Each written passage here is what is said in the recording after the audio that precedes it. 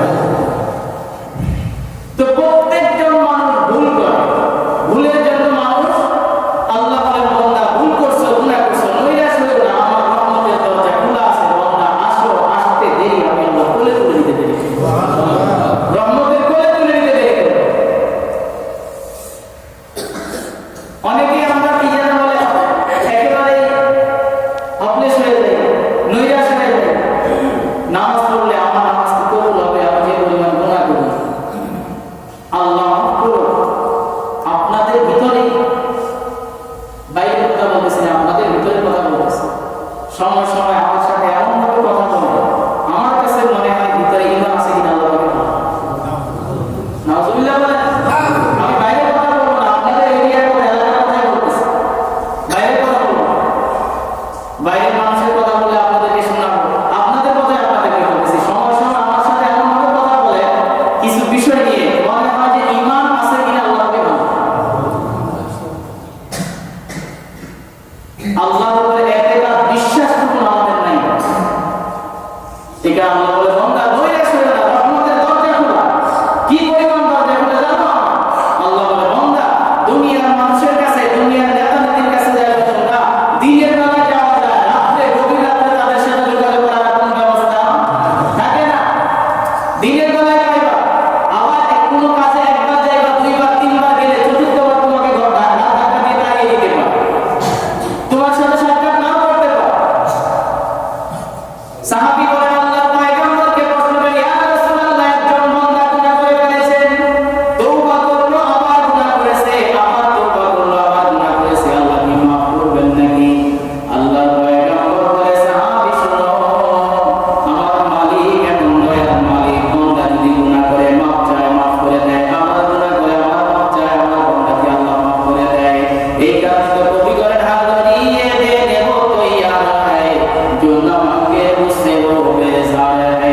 আমার আল্লাহ সব সময় দেওয়ার জন্য প্রস্তুত, বরঞ্চ যে আল্লাহর কাছে চায় না আল্লাহ তার উপর রাগ হয়ে যায়। তারপর কি হয়ে যায়? রাগ হয়ে যায়, আল্লাহ দেওয়ার জন্য প্রস্তুত। আল্লাহর পয়গম্বর বলে, বান্দা যদি 1000 বার গুনাহ করে আবার 1000 বার মালিকের কাছে তওবা করেন, মালিক ওই বান্দার উপরে কি পরিমাণ খুশি হয় জানেননি?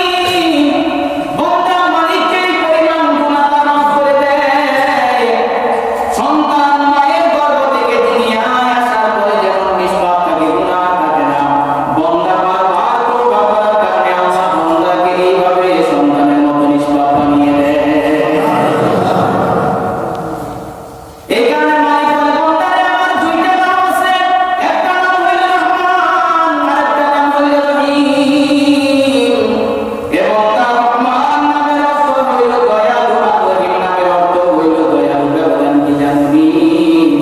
একটা নামের দয়া ব্যাপকভাবে রেখেছি আমি, যেই রহমান নামের দয়াটা ব্যাপকভাবে ছড়িয়ে দিয়েছি। এই কারণে পৃথিবীর মধ্যে কাফেররা নাফরমানি করে আমি আল্লাহর খানা খাইতেছে, কাফেররা নাফরমানি করে আমি আল্লাহ জমিনে বসবাস করতেছে, কাফেররা নাফরমানি করার পরে আসমানের বৃষ্টি আমি আল্লাহ তাকে দিতেছি, কাফেররা আমাকে অস্বীকার করার পরে আমি আল্লাহ তাদেরকে না খাওয়াই রাখি না। এটা একটা মাত্র কারণ জানি, আমি আল্লাহর নাম হইল রহমান। এই রহমান নামের সিফাতের কারণে আমি আল্লাহ কাফেরদেরকেও দুনিয়ায় খাওয়াই, মুমিনদেরকেও খাওয়াই। কিন্তু আমার আরেকটা বিশেষ নাম আছে রহিম।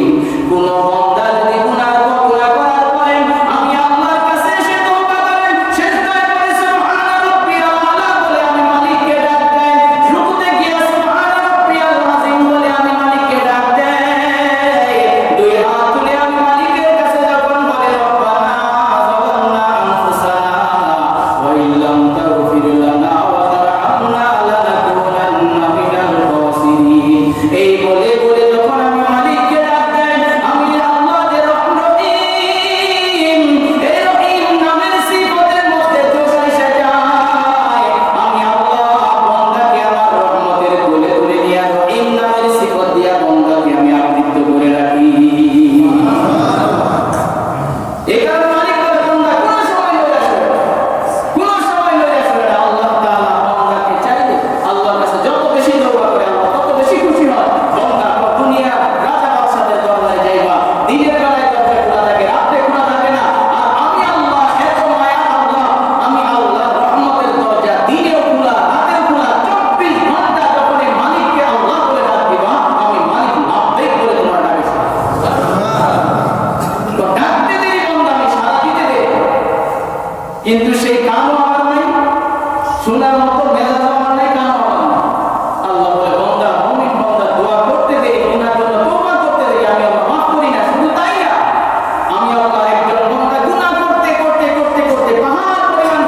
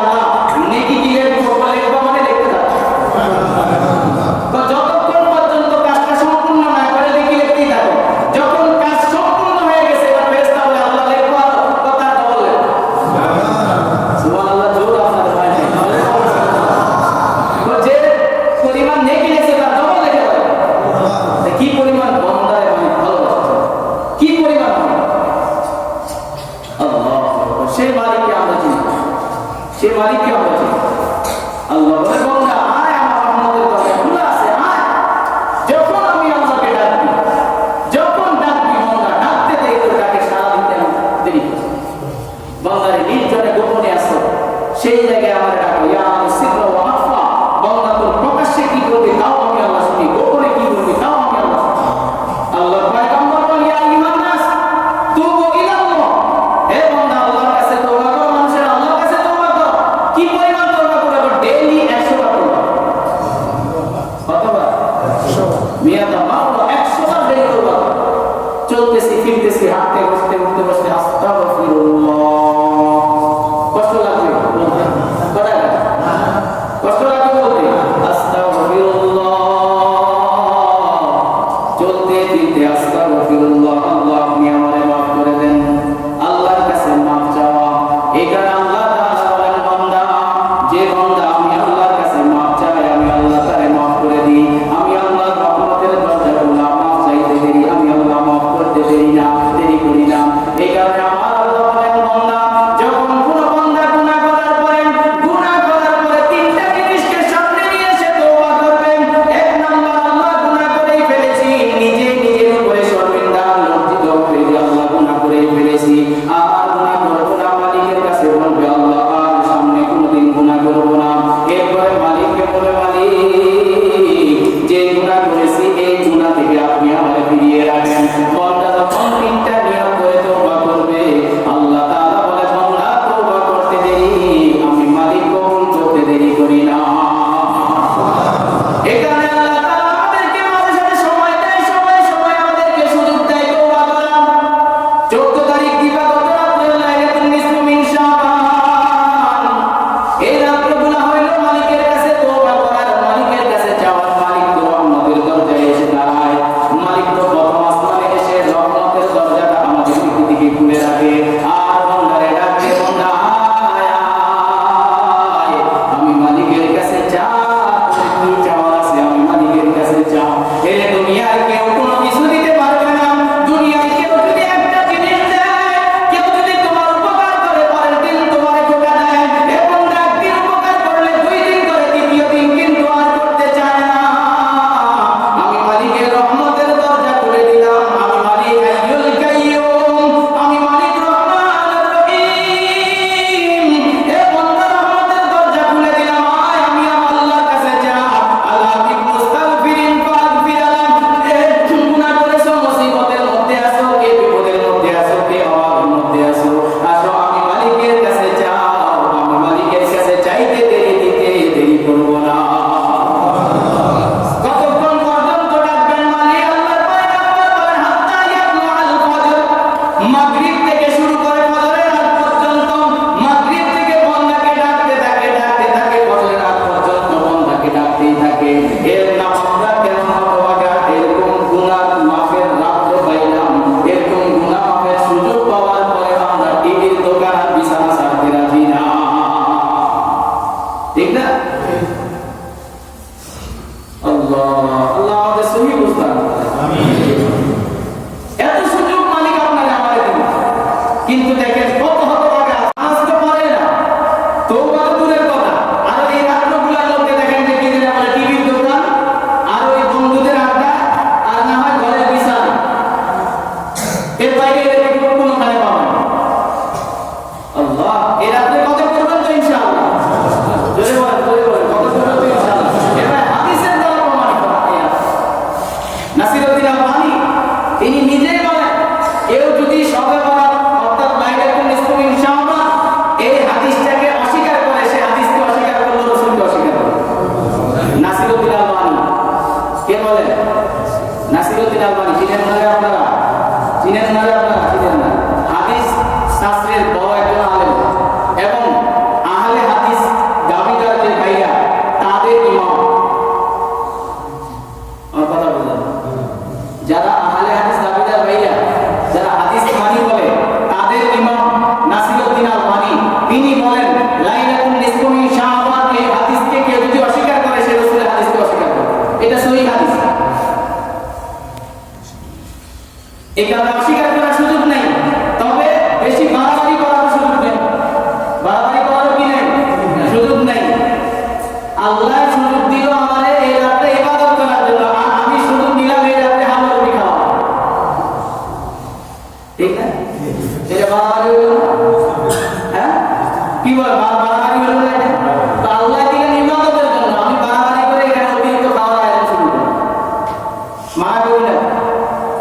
আপনারা বলেন হুজুর তাহলে কি খাওয়া যাবে না? খাইতে মানা করি না, খান। তো খাওয়ার তো একটা হিসাব আছে, হিসাব করে খান। কিভাবে? আগামীকালকে রোজা রাখবেন, আগামীকালকে কি রোজা রাখবেন। আল্লাহ রাসূল হাদিসের মধ্যে ইযা জাআত লাইলাতুল নিসফি মিন শাবান কুমু লাইলাহা ওয়া সুমু নাহারা, রাতের ইবাদত করেন, দিনের দিন রোজা রাখেন, পরের দিন রোজা রাখেন। ইফতারের সময় আপনি ভালো ভালো খানার আয়োজন করেন, মানা করছেন। তো আগের দিন তো আপনাদেরকে খাইতে হবে, খাইলেন একেবারে পেট ভর্তি করে খাইলেন, আর মসজিদে আসার পরে গ্যাস আর মধ্যে থাকতে পারবেন। এই কারণে ভাই এই রাতটা ইবাদতের রাত। এই যে আমরা রাত্রে আসে বয়ান করি না, আমরা বয়ান করি না, রাত্রে আসার পরে বয়ান করি। ইনশাআল্লাহ আল্লাহ যদি চায় আমাদের এখানে আল্লাহ যদি চায় ইনশাআল্লাহ রাত্রে। তো রাত্রে যে আমরা বয়ান করি, আমাদের আগামীরা বলে এই রাত্রে বয়ান করাটাও উচিত না, নাজায়েজ বলে উচিত না। বলছে কেন? তার কারণ হলো যে সময়টুকু বয়ান করবে সময়টুকু যদি একটু নফল ইবাদত করে ভালো হবে। তবে কেউ কেউ বলছে দরকার কেন, যে আসবে রাতে কি কি ইবাদত করবে, হুজুর যদি আসে বুঝাই না দেয়, একটা মাসালা শিখলো আর 1000 রাতে ইবাদত করার সমস্যা। তো এই কারণে এসে কিছু মাসালা আপনাদের সামনে বয়ান করা, রাতে কি করবো, কি আমল করবো, বা কি যেন এই রাতের গুরুত্ব কেমন, এই বিষয়ে যখন একটু আলোচনা করা হয় মানুষ একটু ইবাদতের দিকে মনোনিবেশ হয়। এই কারণে রাতের মধ্যে আসে বয়ান করা। অথবা এটাও ঠিক না, এই রাতের মাগরিবের পর থেকে শুরু হয়ে যায় আল্লাহ রহমতের দরজা খুলে দেয়। ইবাদত যত বেশি পারে ইবাদত করা, যত বেশি পারে ইবাদত করা। কিন্তু আল্লাহ তাআলা দেখেন আরেক গজব চলে আসে আজকে আরেক গজব। না আপনি জানেন এই গজবটা? কথা বলেন। আজকে কত তারিখ বলেন? সবাই বলেন, সবাই বলেন। বাংলা বলেন না, ইংলিশটা বলেন। আজকে কত তারিখ? হ্যাঁ, ভ্যালেন্টাইন ডে। Valentine day. তিনটা তথ্য আপনাদেরকে, কোথা থেকে আসলো, কিভাবে এটা আয়োজন শুরু হলো, তিনটা তথ্য আপনাদেরকে ভালো করে বুঝলেন। বিশেষ করে যুবক ভাইরা যারা বান্ধবীর কথা দিয়ে রাখছেন যে আজকে দেখা করবেন, ওরা ভালো করে শোনেন। এই ভ্যালেন্টাইন ডে এটা আবিষ্কার সূচনা ঈসা আলাইহিস সালাতু ওয়াস সালাম দুনিয়ায় আসার আগে। মুশরিকরা মূর্তি পূজা করত। মুশরিকরা কি করত? মূর্তি পূজা করত। তো মূর্তি পূজা যে করত, এই মুশরিকরা এক একজন এক এক মূর্তির পূজা করত। ওই সময়ে একটা মূর্তির নাম ছিল রূপার কালিয়া। কি নাম? রূপার কালিয়া। এই মূর্তিটার পূজা করত। পূজার ধরনটা কি ছিল জানেন? এই মূর্তির পূজা যারা করত, বিশেষ করে এই মূর্তিকে সামনে রেখে লটারি দেওয়া হতো। যুবকরা লটারি দিত। যুবকরা কি করত? লটারি দিত। লটারি দিত মেয়েদের নাম লিখে, এবং যেই যুবকের কাছে লটারি দেওয়ার পরে যেই যুবকের হাতে যেই মেয়েটার নাম আসতো, এই মেয়েটাকে নিয়ে ওই যুবক যাইতো 1 বছর তাকে ভোগ করত। আগামী বছর লটারি দেওয়া আর করতো না, একে ভোগ করতো। শুধু ভোগ করতো তা না, প্যাকেট হয়ে যাওয়ার পরে কি করতো জানেন? পশুর চামড়া, গরুর চামড়া অথবা যে কোনো পশুর চামড়া, এরপরে উপরে কুকুরের চামড়া, এরপরে রক্ত দিয়ে মেয়েটাকে ঢাকে দিত। মেয়েটার পিঠের উপরে ব্যথাঘাত করত। ব্যথাঘাত করার ফলে এদের আকীদা ছিল যে কেউ যদি এই মেয়েটার গর্ভ থেকে যে সন্তান আসবে, এই বেতের আঘাতের কারণে সন্তানরা দুনিয়ায় আসবে। এদের আকীদা ছিল। ঈসা আলাইহিস সালাতু ওয়াস সালাম দুনিয়ায় আসার পর এরপরে যারা ঈসাই যাজকরা যারা ছিল, যারা পণ্ডিত ছিল ঈসা খ্রিস্ট ধর্মের, এরা নিয়ত করল, এরা চিন্তা করলো এই যে একটা ভুল প্রচলন চলে আসতেছে, আপনার কি যেন বলে শিরকি কথা চলে আসতেছে, এটাকে কিভাবে বাদ দেওয়া যায়, কিভাবে এটাকে দূর করে দেওয়া যায়। বিকল্প ব্যবস্থা করলো এক যাজক, যে এটা এক কাজ করা যাইতে পারে, এখানে যাজকের সামনে লটারি দেওয়া হবে ছেলেদের নাম। আগে ছিল মেয়েদের নামে, সেটাকে বাদ দিয়ে করলো ছেলেদের নাম। এই যাজক এবার ছেলেদের নামে লটারি শুরু করলো। এই লটারি